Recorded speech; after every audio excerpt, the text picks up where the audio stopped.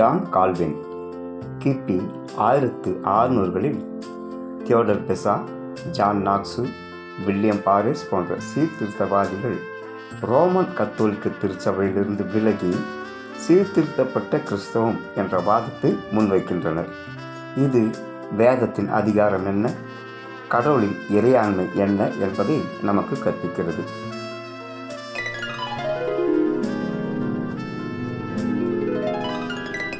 Tulip.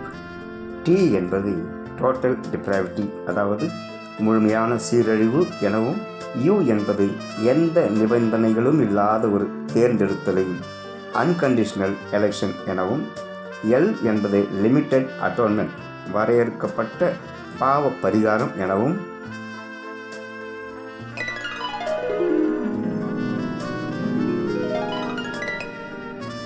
எரேமியா 17:9 சொல்கிறது, எல்லாவற்றை பார்க்கிலும் இருதயமே தீர்க்குள்ளதும் மகா கேடுள்ளதுமாயிருக்கிறது. அறிவு, உணர்ச்சி, சித்தம் என்று அறியப்படும் இந்த ஆத்மா அல்லது இருதயம் என்பதை வேதாகமம் பல அர்த்தங்களில் பல விதங்களில் பயன்படுத்துகிறது. ஆத்மா, மனது என்ற அர்த்தத்திலும் பயன்படுத்துகிறது.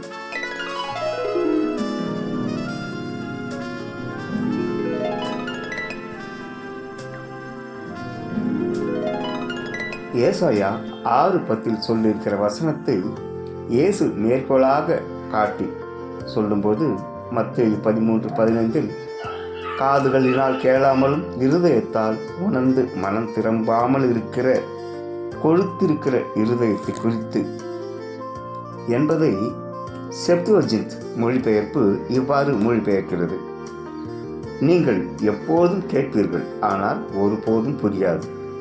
நீங்கள் எப்போதும் காண்பீர்கள், ஆனால் ஒருபோதும் கருத்தூன்றி காண மாட்டீர்கள். இந்த ஜனங்களுடைய இருதயம் உணர்வற்றதாய் போய்விட்டது. அவர்கள் காதுகளால் கேட்க முடியவில்லை, தங்கள் கண்களை மூடிக்கொண்டார்கள் என்கிறது. எபிரேயில் நெஃபெஷ் எனவும் கிரேக்கத்தில் சோகே எனவும் அழைக்கப்படுவது தமிழில் ஆத்மா என மொழிபெயர்ப்பு செய்யப்பட்டிருக்கிறது. எபிரேயில் லெப் எனவும் கிரேக்கத்தில் கார்டியா எனவும் கூறப்படுகின்ற வார்த்தையை தமிழில் இருதயம் என்று மொழிபெயர்த்திருக்கிறார்கள். கார்டியா மனித உறுப்புகளில் இதயத்தை குறிக்கின்ற ஒரு வார்த்தை.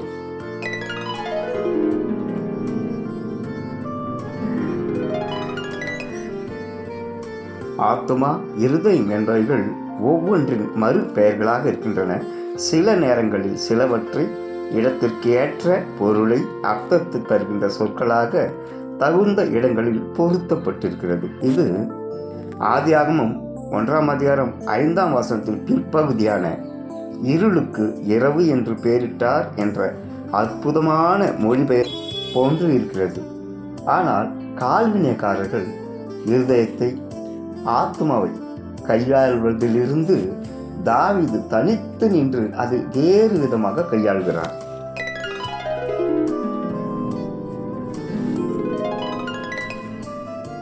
கிறிஸ்துவுக்குள் பிரியமான அன்பு சகோதர சகோதரிகளே, ஜான் கால்வின் கிபி 1600 காலகட்டங்களில் Theodore Beza, John Knox, William Paris போன்ற சீர்திருத்தவாதிகள் ரோமன் கத்தோலிக்க திருச்சபையிலிருந்து விலகி சீர்திருத்தப்பட்ட கிறிஸ்தவம் என்ற வாதத்தை முன்வைக்கின்றனர்.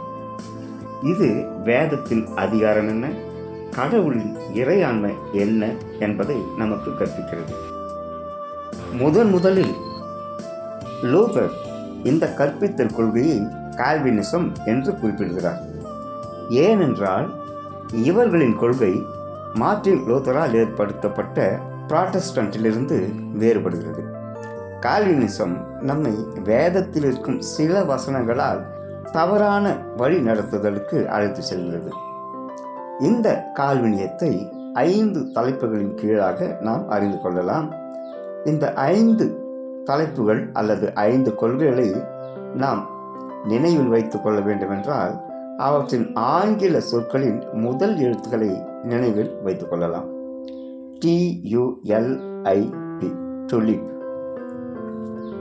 டி என்பதை டோட்டல் டிப்ராவிட்டி, அதாவது முழுமையான சீரழிவு எனவும், யூ என்பதை எந்த நிபந்தனைகளும் இல்லாத ஒரு தேர்ந்தெடுத்தலையும் அன்கண்டிஷனல் எலெக்ஷன் எனவும், எல் என்பதை லிமிட்டட் அட்டோன்மெண்ட் வரையறுக்கப்பட்ட பாவ பரிகாரம் எனவும், ஐ என்பதை இர்ரெசிஸ்டபிள் கிரேஸ் தவிர்க்க இயலாத இரக்கம், கிருபை, கருணை எனவும், பி என்பதை பெர்சவரன்ஸ் ஆஃப் த செயின்ட்ஸ் அதாவது பரிசுத்த மனிதர்களின் இடைவிடாத முயற்சி எனவும் வரையறுக்கப்படுகிறது. ஒவ்வொரு அமைப்பினரும் தங்களுக்கென்று ஒரு கொள்கையை தமக்கென வைத்துக் கொண்டிருப்பார்கள். வேதத்தை ஒவ்வொரு விதமாக புரிந்து கொள்பவர்கள் அவர்களின் புரிதலுக்கு ஏற்ப தங்களை வேறு மனிதர்களாக காட்டிக்கொண்டு அல்லது காட்டிக்கொள்ள ஒரு பிரிவினையை உண்டாக்குகின்றனர். சில வசனங்களை அவர்கள் தங்கள் பிரிவினைகளுக்கோ தங்கள் கொள்கைகளுக்கோ ஆதார வசனங்களாக எடுத்துக்கொள்கிறார்கள். கால்வினியவாதிகள் இதிலிருந்து வேறுபட்டவர்கள் அல்ல. முழுமையான சீரழிவு, டோட்டல் டிப்ராவிட்டிக்கு ஆதாரமாக அவர்களால் மேற்கோள் காட்டப்படும் வசனங்கள் ஆதியாகமம் 6ஆம் அதிகாரம் 5ஆம் வசனம், எரேமியா 17ஆம் அதிகாரம் 9ஆம் வசனம், ரோமர் 3ஆம் அதிகாரம் 10 முதல் 18ஆம் வசனம் வரையிலான வசனங்கள். ஆதாம் பாவத்தில் வீழ்ந்த பின்பு அந்த வீழ்ச்சியின் பலனால் மொத்த மனித குலமும் பாவத்துக்குள் தள்ளப்படுகிறது. இதன் விளைவால் மொத்த மனித குலத்துக்கும் மரணம் ஏற்பட்டது என்பதை இது வலியுறுத்துகிறது. ஆதியாகமம் 6:5 மனிதனுடைய இருதயத்தின் தோற்றங்கள் எல்லாம் நித்தமும் பொல்லாதது என்று தேவன் காண்கிறார். எரேமியா 17:9 எல்லாவற்றை பார்க்கிலும் இருதயமே திருக்குள்ளதும் மகா கேடுள்ளதுமாய் இருக்கிறது. ரோமர் 3ஆம் அதிகாரம் 10 முதல் 18 வரை படிக்கும்போது, ஒருவன் கூட நீதிமான் இல்லை, உணர்வுள்ளவன் இல்லை, தேவனை தேடுகிறவன் இல்லை, எல்லோரும் வழி தவறி ஏகமாய் கெட்டு போனார்கள், நன்மை செய்கிறவன் இல்லை, ஒருவனாகிலும் இல்லை என்ற வசனங்கள் முழுமையான சீரழிவு குறித்த வசனங்களாக அவர்கள் மேற்கோள் காட்டுகின்றனர். இது உண்மையான ஒன்று.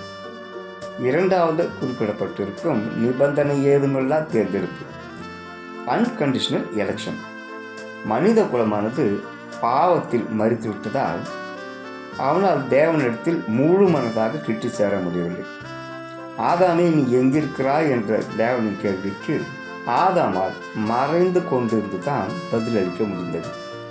நமது பாவங்களால் நாம் நம்மை தேவனிடத்திலிருந்து மறைத்து கொள்ள பார்க்கின்றோம். நாம் ஒளிந்து கொள்ள முயற்சி செய்கின்றோம். யோனா தேவ சந்நிதியை விட்டு விலகிச் செல்ல முயற்சித்ததை போல் நாம் நமது பாவ உணர்ச்சியால் நம்மை துண்டித்துக் கொள்கிறோம். ஆனால் தேவன் யோனாவின் கூடவே இருந்தது போலவே நம்மோடு கூடவே இருக்கிறார்.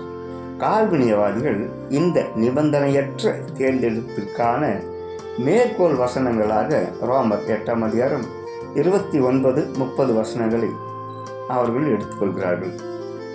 தம்முடைய குமாரன் அநேக சகோதரர்களுக்குள்ளே முதற் பேரானவராக இருக்கும் பொருட்டு தேவன் எவர்களை முன்னறிந்தாரோ அவர்களை தமது குமாரனுடைய சாயலுக்கு ஒப்பாயிருப்பதற்கு முன் குறித்திருக்கிறார். எவர்களை முன் குறித்தாரோ அவர்களை அழைத்தும் இருக்கிறார். எவர்களை அழைத்தாரோ அவர்களை நீதிமான்களாக்கியும் இருக்கிறார். எவர்களை நீதிமான்களாக்கினாரோ அவர்களை மகிமைப்படுத்தவும் செய்கிறார் என்ற வசனங்களும், எபேசியர் 1ஆம் அதிகாரம் 4 முதல் 6 வரையிலான வசனங்கள் அவருக்கு முன்பாக நாம் பரிசுத்தமுள்ளவர்களும் குற்றம் இல்லாதவர்களுமா இருப்பதற்கு அவர் உலகத் தோற்றத்திற்கு முன்னே கிறிஸ்துவுக்குள் நம்மை தெரிந்து கொண்டபடியே பிரியமானவருக்குள் தாம் நமக்கு தந்தருளின கிருபையின் மகிமைக்கு புகழ்ச்சியாக தமது தயவுள்ள சித்தத்தின்படியே நம்மை இயேசு கிறிஸ்துவின் மூலமாய் தமக்கு சுவீகார புத்திரராகும்படி முன் குறித்திருக்கிறார் போன்ற வசனங்களும் அவர்களுடைய இரண்டாம் கொள்கைக்கு ஆதாரமாக இருக்கிறது. மூன்றாவதாக லிமிட்டட் அட்டோன்மெண்ட், வரையறுக்கப்பட்ட பாவ பரிகாரம். தேவன் சில குறிப்பிட்ட மனிதர்களை தனக்காக தேர்ந்தெடுத்து வைத்துள்ளார். அவர்களை மட்டுமே அவர் ரட்சிக்க வேண்டும் என்று சித்தம் கொள்கிறார். தீர்மானம் செய்து வைத்துக்கொண்டு அந்த தேர்ந்தெடுக்கப்பட்ட மனிதர்களுக்காக மட்டுமே இயேசு மரிக்க வேண்டும், அவர்கள் மட்டுமே ரட்சிக்கப்பட வேண்டும் என்று முதலிலேயே தீர்மானித்து வைத்திருந்தார் என்று அவர்கள் கருதுகிறார்கள். இதற்கு ஆதாரமாக அவர்கள் சொல்கின்ற வசனம் யோவான் 10:11 நல்ல மேய்ப்பன் ஆடுகளுக்காக தன் ஜீவனை கொடுக்கிறான். யோவான் 17:9 நான் அவர்களுக்காக வேண்டிக் கொள்கிறேன், உலகத்துக்காக வேண்டிக் கொள்ளாமல் நீ எனக்கு தந்தவர்களுக்காக வேண்டிக் கொள்கிறேன், அவர்கள் உம்முடையவர்கள் என்று சொல்கிறார். அப்போஸ்தலர் 20:28 ஆகவே உங்களை குறித்தும் தேவன் தம்முடைய சொந்த இரத்தத்தினாலே சம்பாதித்து கொண்ட தமது சபையை மேய்ப்பதற்கு பரிசுத்த ஆவியானவர் உங்களை கண்காணிகளாக வைத்த மந்தை எல்லாவற்றையும் குறித்தும் எச்சரிக்கையாருங்கள். ரோமர் 8:32 தம்முடைய சொந்த குமாரன் என்று பாராமல் நம் எல்லோருக்காகவும் அவரை ஒப்பு கொடுத்தார், அவரோடு சேர்த்து மற்ற எல்லாவற்றையும் நமக்கு கொடுக்காமல் இருப்பது எப்படி என்ற வசனங்களையும், நான்காவதாக irresistible grace தவிர்க்க முடியாத கருணை, இரக்கம், கிருபை. யார் யாரையெல்லாம் தேவன் தமக்காக தேர்ந்தெடுத்து கொண்டாரோ அவர்களை தவிர்க்க இயலா கிருபை மூலமாக தன்னிடத்தில் சேர்த்து கொள்கிறார் அல்லது சேர்த்து கொள்ள விரும்புகிறார். தேவன் அவனை அழைக்கும்போது அவனும் பதிலளிக்கிறான்.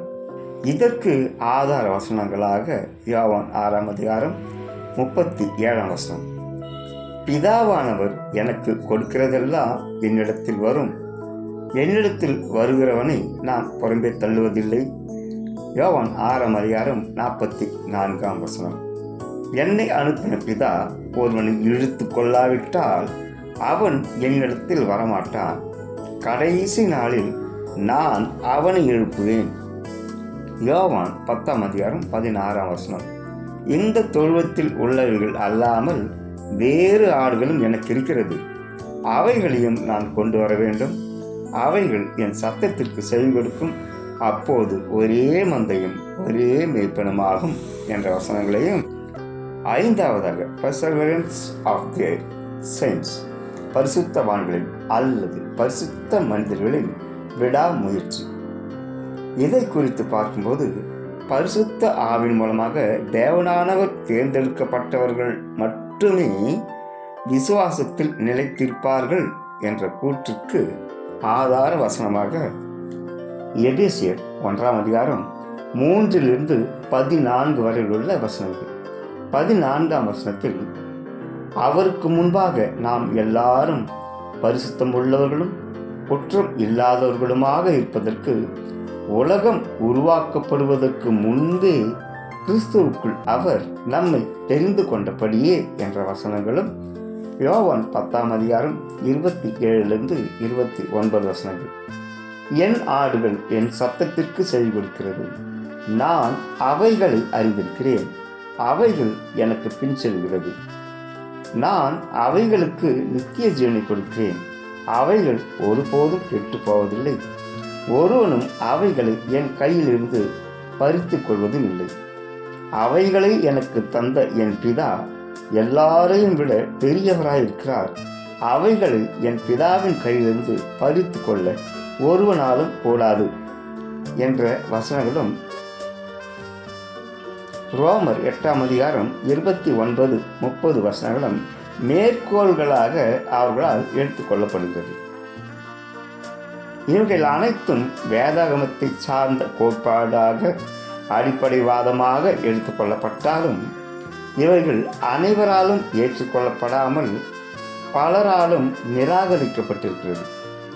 4 பாயிண்ட் கால்வினிஸ்டுகள் அவர்கள் முழுமையான சீரழிவு, நிபந்தனையற்ற தேர்ந்தெடுப்பு, தவிர்க்க முடியாத கிருபை, பரிசுத்தவான்களின் விடாமுயற்சி ஆகிய 4 கோட்பாடுகளை வேதாகமத்தின் அடிப்படையில் ஏற்றுக்கொள்கிறார்கள்.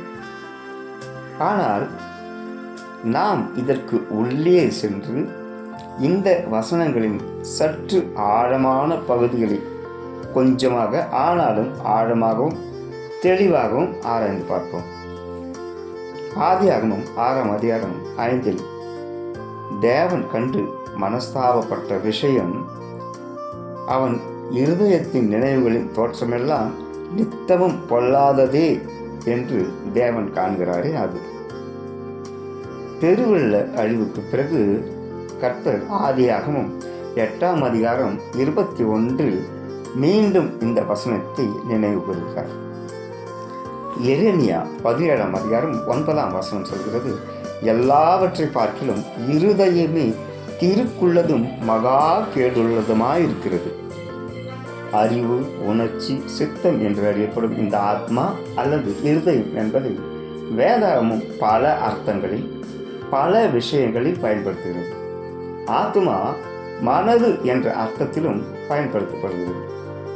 உபாகமம் 6ஆம் அதிகாரம் 4 முதல் 6 வரை சொல்கிறது, கர்த்தரிடத்தில் உன் முழு இருதயத்தோடும் முழு ஆத்மாவோடும் முழு பலத்தோடும் அன்பு கூறுவாயாக.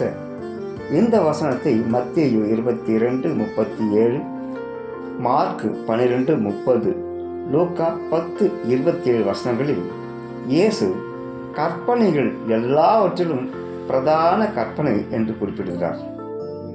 நீதிமொழிகள் 28:26 சொல்கிறது, தன் இருதயத்தை நம்புகிறவன் மூடன்.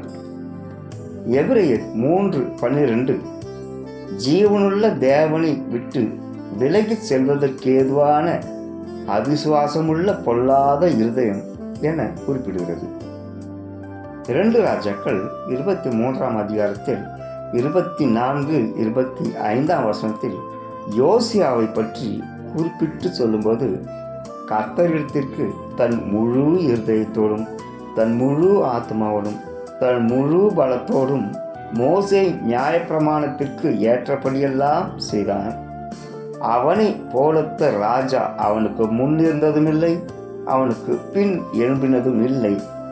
சங்கீதம் 95:7-11 வசனங்களை காணும்போது, தேவனை வனாந்திரத்தில் கோபம் ஊற்றின கடினமுள்ள இருதயம் கொண்ட இஸ்ரவேலரின் இருதயத்தை இங்கே காட்டுகிறார்கள்.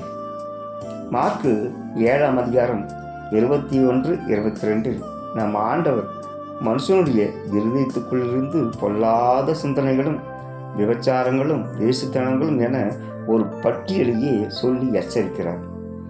மத்தேயு 13ஆம் அதிகாரம் 15 இயேசு காதுகளினால் கேளாமலும் இருதயத்தால் உணர்ந்து மனம் திரும்பாமல் இருக்கிற கொழுத்திருக்கிற இருதயத்தை குறித்து ஏசாயா 6:10 சொல்லியிருக்கிற வசனத்தை மேற்கோள் காட்டி கடிந்து கொள்கிறார். இந்த வசனம் செப்துவஜிந்தா மொழிபெயர்ப்பில், அதாவது முதலாக வேதம் பழைய ஏற்பாடு மொழிபெயர்க்கப்பட்ட நிகழ்ச்சி, எகிப்திலுள்ள அலெக்சாண்ட்ரியாவில் இது நிகழ்கிறது.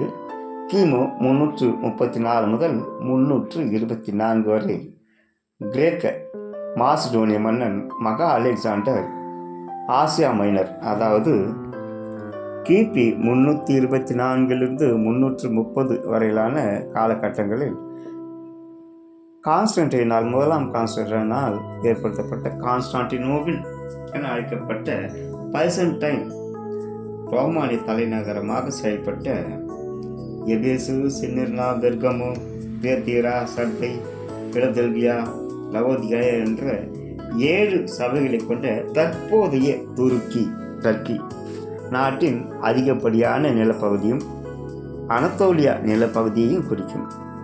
அக்காடியம், கிரேக்கம், ஆர்மனியம், ரோம சாம்ராஜ்யம், அசிரியா போன்ற நாகரிகங்கள், பண்பாடுகள் இங்கே செழித்து வளர்ந்தன.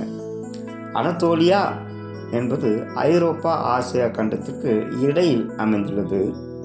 கருங்கடல், ஏஜியன் கடல், மத்திய கடல்கள், இந்த 3 கடல்களும் அதை சுற்றி அமைந்திருக்கின்றன. ஒரு பகுதி நிலப்பகுதியாக இருப்பதால் இது இந்தியாவை போன்ற ஒரு தீபகற்பம். ட்ராய் என்ற புகழ்பெற்ற நகரம் இங்கு தான் அமைந்துள்ளது. மேற்கு ஆசியாவில் உள்ள ஒரு தீபகற்பம் இந்த அனத்தோலியா ஆசியா மைனர் அல்லது சிறிய ஆசியா என அழைக்கப்படுகிறது. மகா அலெக்சாண்டர் இந்த ஆசியா மைனரையும் பெர்சியா போன்ற தேசங்களையும் கைப்பற்றுகிறார். இதை நாம் எஸ்தர் 1ஆம் அதிகாரம் 1 இந்த வசனத்தை பார்க்கலாம். இந்து தேசம் முதல் எத்தியோப்பியா வரை 127 நாடுகளை ஆண்டு அகஸ்வேரு என்று குறிப்பிடப்பட்டிருக்கும். அந்த மேதிய பெர்சிய சாம்ராஜ்யத்திற்கு பிறகு கிரேக்க சாம்ராஜ்யம் வருகிறது. மகா அலெக்சாண்டர் மிகவும் சிரமப்பட்டு 127 நாடுகளை போரிட்டு பிடிக்காமல் பெர்சிய அரசனை வீழ்த்தியதன் மூலம் 127 நாடுகளை தம் வசமாக்கிக் கொள்கிறார். கிரேக்க மொழி உலகெங்கும் அரசியல் மொழியாக்கப்பட்டது. இப்போது ஆங்கில மொழி உலக பொது மொழியாக இருப்பது போல கிரேக்க மொழி முதலாக உலகின் பொது மொழியாக மகா அலெக்சாண்டரால் அறிவிக்கப்பட்டது. நம் இந்தியாவுக்கும் கிரேக்க மொழி பொது மொழியாக இருந்தது. சிதறியிருந்த யூதர்களும் உலகம் எங்கும் பரவியிருந்தார்கள். அவர்கள் தங்கள் தாய்மொழியான எபிரேயத்தை தவிர்த்து கிரேக்க மொழியை பயன்படுத்த தொடங்கிவிட்டார்கள். கிமு 331 ஸ்தாபிக்கப்பட்ட அலெக்சாண்ட்ரியாவில் அதிக அளவு யூதர்கள் குடியேறுகிறார்கள். கிமு 320 யூதேயா எகிப்து தேசத்தோடு சேர்க்கப்படுகிறது. கிமு 285 247 வரை எகிப்தை ஆண்ட பிலதெல்பியஸ், அதாவது 2ஆம் தாலமி என்ற கிரேக்க அரசன் இஸ்ரவேல் கோத்திரத்தில் 12 கோத்திரத்திலிருந்தும் 6 பேரை தேர்ந்தெடுத்து 72 யூத வேத அறிஞர்களை ஒன்று கூட்டி பழைய ஏற்பாட்டை கிரேக்க மொழியில் மொழிபெயர்ப்பு செய்கிறார். கிமு 250 அலெக்சாண்ட்ரியா பட்டணத்தில் எபிரேய மொழியிலிருந்து கிரேக்க மொழியில் பழைய ஏற்பாடு மொழிபெயர்க்கப்படுகிறது. இதுதான் செப்துவஜின்ட் மொழிபெயர்ப்பு எனப்படுகிறது. செப்துவஜின்டா என்றால் 70 என்ற பொருள். இந்த மொழிபெயர்ப்பில் ஏசாயா 6:10 வசனத்தை இயேசு மத்தேயு 13:15 இவ்வாறு இயேசு சொல்கிறது. இந்த செப்துவஜின்டா வேதம் இவ்வாறு மொழிபெயர்த்திருக்கிறது: நீங்கள் எப்போதும் கேட்பீர்கள், ஆனால் ஒருபோதும் புரியாது. நீங்கள் எப்போதும் காண்பீர்கள், ஆனால் ஒருபோதும் கருத்தூன்றி காண மாட்டீர்கள். இந்த ஜனங்களுடைய இருதயம் உணவற்றதாய் போய்விட்டது. அவர்கள் காதுகளால் கேட்க முடியவில்லை, தங்கள் கண்களை மூடிக்கொண்டார்கள் என்கிறது. உண்மையில் தேவனுடைய வார்த்தை கேட்க விருப்பமில்லாதவர்கள் ஆவிக்குரிய அறிவுரைகளை புரிந்து கொள்வதற்கான திறனையும் திருத்தப்படுதலையும் இழந்து போகிறார்கள். இதை இயேசு காதுள்ளவன் கேட்க கடவுன் என்றும், எரேமியா 5:21 கண்கள் இருந்தும் காணாமலும் காதுகள் இருந்தும் கேளாமலும் இருக்கிற அறிவில்லாத ஜனங்களே என்றும், அப்போஸ்தலர் 28:27 பவுலும், சகரியா தீர்க்கதரிசி சகரியா 7:11 தாவீது சங்கீதம் 58:4-5 வசனங்களிலும் இது சொல்லப்பட்டிருக்கிறது. யோவான் 3:19-20 இதை நிக்கதேமியுடன் இயேசு வேறு விதமாக சொல்கிறார்.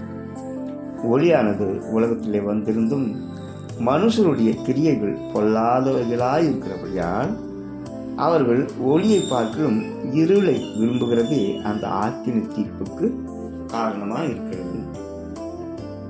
பொல்லாங்கு செய்கிற எவனும் ஒளியை பகைக்கிறான், தன் கிரியைகள் கண்டிக்கப்படாதபடிக்கு ஒளியினிடத்தில் வராதிருக்கிறான். தாவீது இதை வேறு விதமாக சொல்கிறார். சங்கீதம் 119:70 அவர்கள் இருதயம் நினந்துண்ணி கொழுத்திருக்கிறது, அதாவது கொழுப்பேறி போயிருக்கிறது. கரைந்து போகிற இருதயத்தை குறித்து யோசுவா 2:11, 5ஆம் அதிகாரம் 1 வசனம், 7ஆம் அதிகாரம் 5 பேசுகிறார். கடினமான இருதயத்தை குறித்து யாத்திராகம் 7:13-14, யாத்திராகம் 7ஆம் அதிகாரம் 22ஆம் வசனம், 8ஆம் அதிகாரம் 19ஆம் வசனம், 9ஆம் அதிகாரம் 35ஆம் வசனம், யோசுவா 11:20 வசனங்களும் சோர்ந்து போன இருதயத்தை குறித்து ஆதியாகமம் 42ஆம் அதிகாரம் 28ஆம் வசனமும், மூர்ச்சையடைந்த இருதயத்தை குறித்து ஆதியாகமம் 45ஆம் அதிகாரம் 26ஆம் வசனமும், உற்சாகமான இருதயத்தை குறித்து யாத்திராகமம் 35ஆம் அதிகாரம் 21ஆம் வசனமும், ஞான எழுப்புதல் அடைந்த இருதயம் குறித்து யாத்திராகமம் 35ஆம் அதிகாரம் 26ஆம் வசனமும் கற்பனைகளை கை கொள்வதற்கு ஏதுவான, அதாவது கீழ்ப்படிதலுக்கு ஏதுவான இருதயம் குறித்து உபாகமம் 5ஆம் அதிகாரம் 29ஆம் வசனமும் மேட்டிமை அடையும் இருதயத்தை குறித்து உபாகமம் 8ஆம் அதிகாரம் 14ஆம் வசனமும் 17ஆம் அதிகாரம் 18ஆம் வசனமும் வஞ்சிக்கப்படும் இருதயத்தை குறித்து உபாகமம் 11ஆம் அதிகாரம் 16ஆம் வசனமும் விசனப்படுகிற இருதயம் குறித்து உபாகமம் 15ஆம் அதிகாரம் 10ஆம் வசனமும் பின்வாங்கும் இருதயம் குறித்து உபாகமம் 17 வசனமும் களி கூறுகிற இருதயம் குறித்து 1 சாமுவேல் 2ஆம் அதிகாரம் 1 வசனமும் 1 சாமுவேல் 25ஆம் அதிகாரம் 36ஆம் வசனமும் தத்தளிக்கும் இருதயம் குறித்து 1 சாமுவேல் 4ஆம் அதிகாரம் 13ஆம் வசனமும் 1 சாமுவேல் 28 5ஆம் வசனமும் வாதித்த இருதயம் குறித்து 1 சாமுவேல் 24ஆம் அதிகாரம் 10ஆம் வசனமும் உத்தமமான இருதயம் குறித்து 1 ராஜாக்கள் 8ஆம் அதிகாரம் 61ஆம் வசனமும் 1 ராஜாக்கள் 11ஆம் அதிகாரம் 4ஆம் வசனமும் 15ஆம் அதிகாரம் 3ஆம் வசனமும் 1 ராஜாக்கள் 15ஆம் அதிகாரம் 14ஆம் வசனங்களும் குழப்பமான இருதயம் குறித்து 2 ராஜாக்கள் 6ஆம் அதிகாரம் 11ஆம் வசனமும் செம்மையான இருதயம் குறித்து 2 ராஜாக்கள் 10ஆம் அதிகாரம் 15ஆம் வசனமும் கர்வமுள்ள இருதயம் குறித்து 2 ராஜாக்கள் 14ஆம் அதிகாரம் 16ஆம் வசனமும் இளகின இருதயம் குறித்து 2 ராஜாக்கள் 22ஆம் அதிகாரம் 19ஆம் வசனமும் உற்சாகமான இருதயம் குறித்து 2 நாளாகமும் 17ஆம் அதிகாரம் 6ஆம் வசனமும் என இருதயத்தை குறித்த வசனங்களும் இருதயத்தின் உணர்வுகள் தன்மைகள் குறித்த வசனங்களும் ஏராளமாய் நம் வேதத்தில் நிறைந்து கிடைக்கிறது. ஆனால் இருதயத்தை குறித்து கால்வினிசவாதிகள் தங்களுக்கு சாதகமான வசனங்களை மட்டுமே தேர்ந்தெடுத்து தங்கள் பிரிவினைகளுக்கான காரணத்தையும் கற்பித்தலையும் முன்வைத்திருக்கின்றனர். ஆனால் வேதம் ஆதியாகமம் 27:4, 27, 19, 25 வசனங்கள் சொல்கிறது, ஈசாக்கு ஆசீர்வதிக்கும்படியான இருதயத்தை ஆத்துமாவை கொண்டிருந்தார். ஆத்துமா இருதயம் என்பது ஒரு மனிதனையும் குறிக்கிறது. ஆதியாகமம் 49:6 ரகசிய ஆலோசனைக்கு ஆத்துமாவை உடன்படாதே என்பது ஒரு மனிதனை எச்சரிக்கும் விதமாக சொல்லப்படுகிறது. யாத்திராகமம் 12ஆம் அதிகாரம் 4ஆம் வசனம், 12ஆம் அதிகாரம் 15ஆம் வசனமும் 19ஆம் வசனமும், யாத்திராகமம் 16, 30ஆம் அதிகாரம் 12, 15, 16 வசனங்கள், யாத்திராகமம் 31ஆம் அதிகாரம் 14ஆம் வசனம் போன்ற வசனங்கள் ஒரு மனித குலத்தை, மனிதனை குறிக்கும் விதமாகவும், நீ உன் தேவனாகிய கர்த்தரிடத்தில் உன் முழு இருதயத்தோடும் உன் முழு ஆத்மாவோடும் உன் முழு பலத்தோடும் என்கிற வசனம் இருதயம் குறித்த முழு அழுத்தத்தோடு சொல்லப்படுகிறது. இயேசுவானவர் பிரயோகிக்கும் மெய்யாகவே என்பதற்கு சமமாக இது இருக்கிறது. அது அழுத்தமான பொய்யில்லாத உண்மைத்தன்மைக்கு அடையாளமாக இருப்பது போல முழு சக்தியோடு முழு மனதோடு அன்பு கூறுவதை குறிக்கிறது.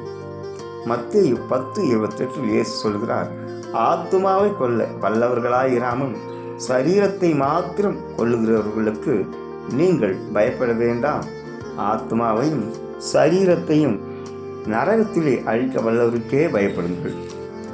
ஆத்மா இருதயம் என்பது வெவ்வேறு இடங்களில் வெவ்வேறு பயன்பாட்டுக்கால் பயன்படுத்தப்படுகிறது. லேவியராகமம் 16ஆம் அதிகாரம் 29, 31 வசனங்கள் தங்களை தாழ்மைப்படுத்தும் ஆத்துமாவை குறித்து பேசும்பொழுது தம்மை தாழ்த்துகிற இருதயத்தை உடைய மனிதனை குறிக்கிறது. தன்னைத்தான் உயர்த்த நினைத்த சாத்தானானவன் பாதாள பரியந்தம் தாழ்த்தப்பட்டான். தன்னைத்தானே தாழ்த்தின இயேசு வான பரியந்தம் உயர்த்தப்பட்டு எல்லாவற்றிற்கும் மேலான நாமத்தை பறித்துக் கொண்டார். லேவியராகமம் 17ஆம் அதிகாரம் 11 ஆத்துமாக்களுக்கு பாவ நிவர்த்தி என்பது மனிதனின் பாவங்களுக்கான நிவர்த்தி, மனிதனுக்கான நிவர்த்தி என்று சொல்லப்படுகிறது எனப்படுகிறது. லேவியராகும் 20ஆம் அதிகாரம் 6 அஞ்சனம் பார்க்கிறவர்களையும் குறி சொல்லுகிறவர்களையும் பின்தொடர்ந்து சோரம் போகும் ஆத்துமா என்பது மனிதனை குறிக்கிறது. லேவியராகமம் 23ஆம் அதிகாரம் 29 தன்னைத்தானே தாழ்மைப்படுத்தாத எந்த ஆத்மாவும், அதாவது எந்த மனிதனும் இஸ்ரவேலிலே இருந்து தள்ளப்படும் என்று எச்சரிக்கை கொடுக்கப்படுகிறது. லேவியராகமம் 26:30 கர்த்தர் தம்முடைய ஆத்துமாவை குறித்து பேசுகிறார். என்னாகமம் 16ஆம் அதிகாரம் 38 தங்கள் ஆத்மாக்களுக்கே கேடுகளை உண்டு பண்ணி கொள்ளும் வாக்கியம் மனது சிந்தை என்பதை பொருள்படுமாறு கூறுகிறது. என்னாகமம் 30ஆம் அதிகாரம் 2ஆம் வசனம் முதல் 12ஆம் வசனங்களில் நிபந்தனைக்குட்படுத்தின ஆத்மாவை குறித்து பேசுகிறது. உபாகமம் 4:19ஆம் வசனம் விக்கிரகங்களை தொழுது சேவிக்கும் ஆத்மாவை குறித்து பேசும்போது அவர்களின் சிந்தையை குறித்து மனதை குறித்து பேசுகிறது. உபாகமம் 4ஆம் அதிகாரம் 29ஆம் வசனம், 10ஆம் அதிகாரம் 12ஆம் வசனம், 11, 13 வசனங்கள் கர்த்தரை சேவிப்பதை குறித்து கர்த்தர் சொல்லும்போது நம்முடைய முழு மனதும் முழு பலமும் முழு இருதயமும் முழு ஆத்மாவோடும் அவரை மட்டுமே நினைவு கூற வேண்டும் என்கிறது. நியாயாதிபதிகள் 16:16 விசனப்படுகிற இருதயத்தை ஆத்மாவை பற்றி கூறுகிறது. 1 சாமுவேல் 2:33 வேதனைப்படுகிற ஆத்மாவை பற்றி பேசுகிறது.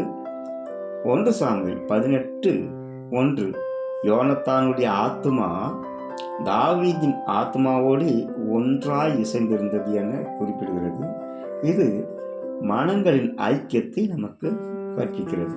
2 சாமுவேல் 3:21 அப்னேர் தாவீதிடம் சொல்லும்போது உம்முடைய ஆத்மா அரசால விரும்புகிற இடமெல்லாம் அரசாளுவீர் என்கிறார். இப்படி ஆத்மா இருதயம் என்பது ஒவ்வொரு சூழ்நிலைகளுக்கு ஏற்ப பயன்படுத்தப்பட்டிருக்கிறது. எபிரேயில் நெஃபேஷ் எனப்படும், கிரேக்கத்தில் சூகே என்றும் அழைக்கப்படுகிறது. தமிழில் ஆத்மா என மொழிபெயர்ப்பு செய்யப்பட்டிருக்கிறது. எபிரேயில் லெப் எனவும் கிரேக்கத்தில் கார்டியா எனவும் கூறப்படுகிற வார்த்தையை தமிழில் இருதயம் என்று மொழிபெயர்த்திருக்கிறார்கள். கார்டியா மனித உறுப்புகளில் இதயத்தை குறிக்கின்ற ஒரு அறிவியல் சொல் அல்லது ஒரு சொல், ஒரு வார்த்தை.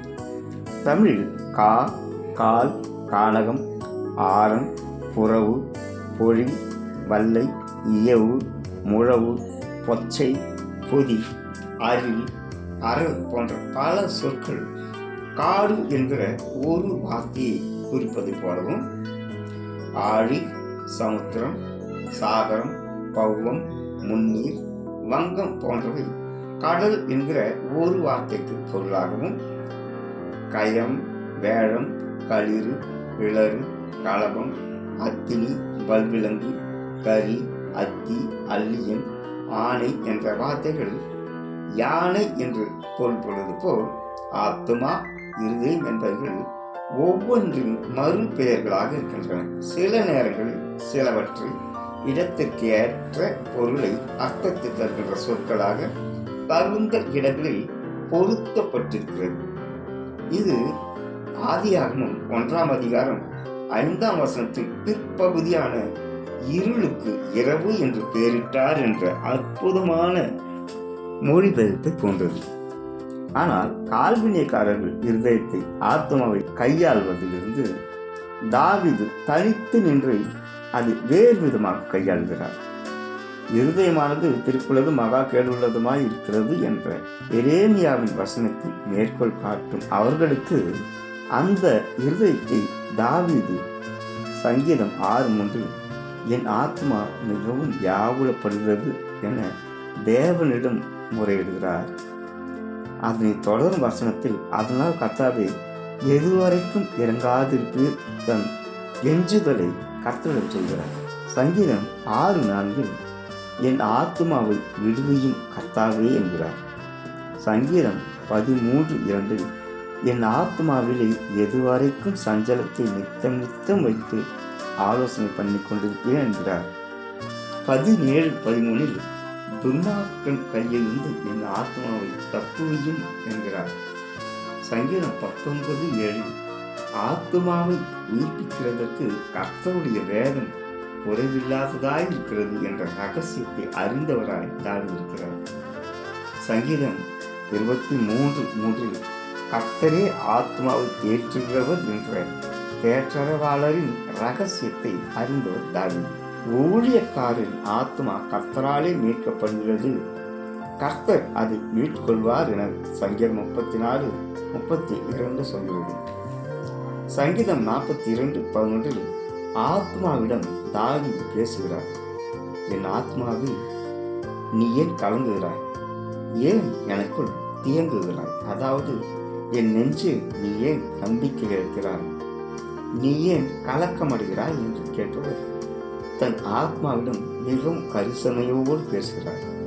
சங்கீதம் 103 என் ஆத்மாவை கர்த்தரை ஸ்தோத்திரி. அந்த ஆத்மாவையே அவர் மீண்டும் என் முழு உள்ளமே என அழைக்கிறார். இதை நாமும் சொல்ல கடமைப்பட்டிருக்கிறோம். Bless the Lord, O my soul, and all that is within me, bless his holy name. என் முழு உள்ளமே அவருடைய பரிசுத்த நாமத்தை ஸ்தோத்திரி. என் ஆத்மாவே, அவர் செய்த சகல உபகாரங்களில் அவருடைய கனிவான செயல்கள் அனைத்திற்காகவும் மறவாமல் அவரை போற்று. இதை நாமும் சொல்லி பார்ப்போம். ஏனென்றால் அவர் உன் குற்றங்களை எல்லாம் மன்னிப்பது மட்டுமல்ல, உன் நோய்களை குணமாக்குகிறார். உன் உயிரை அழிவுக்கு விலக்கி மீட்டு அவருடைய மகா இரக்கங்களினாலும் கிருபையினாலும் ஒளி சூட்டி நன்மையால் உன் வாய் திருப்தியாக்குகிறார் என தொடர்ந்து தம் ஆத்மாவின் தேவனிடத்தில் நன்றி உணர்வோடு இருக்க சொல்கிறார். இருதயத்தை குறித்து பேசும்போது சங்கீதம் 13:5 கர்த்தருடைய ரட்சிப்பினால் நம் இருதயம் களி கூறும் என்கிறார். ஏனென்றால் அவர் இந்த வசனத்தில் அனுபவித்து எழுதியிருக்கிறார். சங்கீதம் 8-9 வசனங்கள் அவர் கர்த்தரை தமக்கு முன்பாக வைத்திருப்பதால் தான் அசைக்கப்படுவதில்லை. அவர் தாவீதின் வலது பாசத்தில் இருக்கிறபடியால் தாவீது அசைக்கப்படுவதில்லை. அதனால் அவர் இருதயம் பூரித்ததாகவும் 10ஆம் வசனத்தில் தாவீதின் ஆத்மாவை கர்த்தர் பாதாளத்தில் விடமாட்டார் என்றும் பாடுகிறார். சங்கீதம் 27:3 எனக்கு விரோதமாக ஒரு பாளையம் இறங்கினாலும் என் இருதயம் பயப்படாது என்றும் 8ஆம் வசனம் என் முகத்தை தேடுங்கள் என்று சொன்னீரே, உம்முடைய முகத்தையே தேடுவோம் கர்த்தாவே என்று என் இருதயம் உம்மிடத்தில் சொல்லிற்று என்றும் சங்கீதம் 28:7 நான் சகாயம் பெற்றேன் ஆகையால் என் இருதயம் களி கூறுகிறது என்றும் சங்கீதம் 33:21 வசனத்தில் அவருடைய பரிசுத்த நாமத்தை நாம் நம்பியிருக்கிறபடியால் நம்முடைய இருதயம் அவருக்குள் களி கூறும் என்றும் இன்னும் ஏராளமான வசனங்களில் இருதயத்தை குறித்தும் ஆத்மாவை குறித்தும் நம் வேதம் அற்புதமான விஷயங்களை நமக்கு சொல்லியிருக்கிறது. தாவீது சில நேரங்களில் இடறியிருந்தாலும் அவருடைய ஆத்மா, அவருடைய இருதயம் எல்லா மீறுதல்களுக்கும் மன்னிப்பு கோரும்படியான தாழ்மையில் இருந்தது, தாழ்மையோடும் இருந்தது. தேவ சமூகத்தில் தன் ஆத்மாவை ஊற்றும்படியான நற்குணத்தை பெற்ற தாவீது தேவ கிருபையால் தன் ஆத்மாவை மிகவும் நெருக்கத்தில் வைத்து அதனோடு பேசுகிறவராயும் இருந்தார். அவர் தன் ஆத்மாவோடு பேசும் அற்புதமான குணத்தை பெற்றிருந்தார். சங்கீதம் 63:1 தன்னுடைய ஏக்கத்தை தேவனிடத்தில் தெரிவிக்கும் போது, தேவனே, நீர் என்னுடைய தேவன், அதிகாலமே உம்மை தேடுகிறேன். வறண்டதும் விடாய்த்ததுமான தண்ணீர் அற்றதுமான நிலத்திலே என் ஆத்மா உன்மேல் தாகமாயிருக்கிறது, என் மாம்சமானது உம்மை வாஞ்சிக்கிறது என்கிறார். ஆழமாக இந்த வசனத்தை நாம் தியானிக்கும்போது நாம் பாலைவனத்தில் நின்று தண்ணீருக்காக ஏங்குகின்ற ஒரு மானை போல் நம்மை உணர வைக்கிறது. தாவீதும் தன் ஆத்மா கர்த்தருக்காக அவ்வனமே ஏங்குவதாக கூறுகிறார். மண்ணால் சரீரத்தை செய்த தேவன் தமது உயிர் காற்று ஜீவ சுவாசத்தை அந்த மண்ணின் நாசியில் ஊதி உயிரை கொடுக்கும்போது அவன் ஆவியுள்ளவனாக, உயிருள்ளவனாக, உயிரும் சரீரம் உள்ள மனிதனாக மட்டுமல்ல, ஜீவனுள்ள உயிருள்ள ஆத்மாவாக மாறினதாக வேதம் குறிப்பிடுகிறது. மனிதன் ஜீவாத்மாவானான். அந்த உயிரினால், ஆவினால் நமக்கு அறிவு உயிருடன் செயல்படுகிறது, உணர்ச்சி உயிருடன் செயல்படுகிறது, சித்தம், நினைவுகள் எல்லாம் உயிரோட்டம் உள்ளவர்களாக இருக்கிறது. நம் கனவுகள் கூட உயிரோட்டம் உள்ளதாக இருக்கிறது. நம் கனவில் வரும் நபர்கள் உயிருள்ளவர்களாக இருக்கிறார்கள். நம் கனவில் நாம் ஓடுகிறோம், நாம் அழுகிறோம், நாம் சிரிக்கிறோம். பக்கத்து வீட்டு பையன் நம் மீது கல்லெறிகிறான். இதுவரை கண்டிராத ஏதோ முகமறியாத மனிதர்கள் கூட நம் கனவில் வந்து சிரிக்கிறார்கள். நம்மால் நம் நினைவுகளில் நம் இளமை பருவத்தை உயிருள்ளவனாகத்தான் பார்க்க முடிகிறது. நம் நினைவுகளுக்கு வயதாகவில்லை. நம் மனம் மரம் அசைவதையும் நினைவு கூறுகிறது. மனம், இருதயம், சிந்தனை, அறிவு, கற்பனை திறன் அனைத்தையும் தன்னுள் கொண்டிருக்கும் ஆத்மாவை கர்த்தர் நம் உடலுக்கும் ஆவிக்கும் நடுவிலே மிகவும் பத்திரமாக வைத்திருக்கிறார். பவுல் ரோமர் 1:20 சொல்கிறார், காணப்படாதவர்களாகிய அவருடைய நித்திய வல்லமை, தேவத்துவம் என்பவர்கள் உண்டாக்கப்பட்டிருக்கிறவர்களினாலே உலகம் உண்டானது முதற்கொண்டு தெளிவாய் காணப்படும். உபாகமம் 4:19 சொல்கிறது, உங்கள் கண்களில் வானத்துக்கு ஏறெடுத்து உங்கள் தேவனாகிய கர்த்தர் வானத்தின் கீழெங்கும் இருக்கிற எல்லா ஜனங்களுக்கும் ஏற்படுத்தின வானத்தின் சர்வ சேனைகளாகிய சூரிய சந்திர நட்சத்திரங்கள் எனவும். சங்கீதம் 8:9 சொல்கிறது, உமது விரல்களின் கிரியாகிய உம்முடைய வானங்களையும் நீர் ஸ்தாபித்த சந்திரனையும் நட்சத்திரங்களையும்.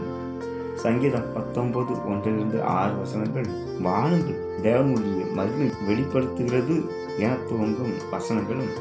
சங்கீதம் 33:6-9 சொல்கிறது, கர்த்தருடைய வார்த்தையினால் வானங்களும் அவருடைய வாயு சுவாசத்தினால் அவர்களின் சர்வ சேனைகளும். ஏசாயா 40:26 உங்கள் கண்களை ஏறெடுத்து பாருங்கள், அவைகளை சிருஷ்டித்தவர் யார் என்ற வசனங்களும்.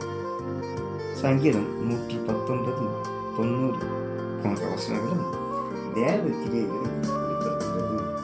நாத்திகர்களும் தங்களை ஞானிகள் என்று சொல்லிக் கொள்பவர்களும் கூறும் இயற்கை என்றும், விசுவாசிகளால் தேவனின் படைப்பு என்றும் சொல்லப்படும் தேவ சிருஷ்டிப்புகளும் தேவனுடைய இருதயத்தின் ஆத்மாவின் வெளிப்பாடாய் அவருடைய ஆத்மாவில் இருந்த மரம் பூமி உயிருள்ள மரமாயிற்று.